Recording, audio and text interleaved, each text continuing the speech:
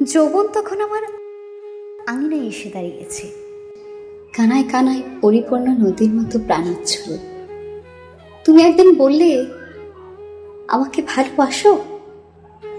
আমি বাড়িতে এসে লুকিয়ে লুকিয়ে আয়নায় নিজেকে অনেকক্ষণ দেখলাম। আমি যে কৃষ্ণকলি। তুমি আমার মধ্যে এমন কি দেখলে গো? তুমি বলেছিলে তোমার অন্তরের আলো দিয়ে আমি আলোকিত হব। আর যে রূপের মধ্যে মায়া মমতা নেই, অনুভূতি নেই, কি হবে বলো তো সেই রূপ দিয়ে?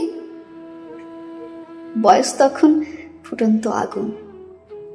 আমি মরিচিকার মতো তোমার দিকে ছুটে যেতাম, নিজেকে নিঃস্ব করে দিয়েছিলাম তোমার কাছে। তুমি পাশের বাড়ির চিলেকোটায় একটি ছোট্ট ঘরে, ভাড়ার ঘর, ছোট্ট একটা তক্তাপোষ, 2-4টা বাসন কোসন, ছোট্ট একটি হাঁড়ি করা। তাতে কোনোদিন অন্ন জুটত? আবার কোনোদিন জোটে না। আমি কোনো সময় লুকিয়ে মায়ের রান্নাঘরের চাবি চুরি করি। আবার কোনো সময় আমার গানের টিউশনের কিছু টাকা। তুমি অবশ্য ভীষণ সংকোচ করতে। তুমি তখন একটা ভালো চাকরির অপেক্ষায়। তারপর একদিন হঠাৎ কিছু না বলেই যেন কোথায় হারিয়ে গেলে। আমি পাগলের মতো খুঁজে বেড়াচ্ছি তোমায়। নিজের ঘর, সংসার, সন্তান, এত এত স্বপ্ন, সেগুলো যে শুধু আমার কাছেই রয়ে গেল। এভাবেই অনেকগুলো দিন চলে গেল।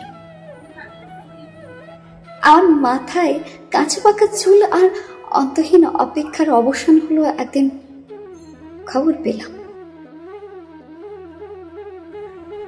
তুমি ভালো চাকরি পেয়েছ, সংসারী হয়েছ।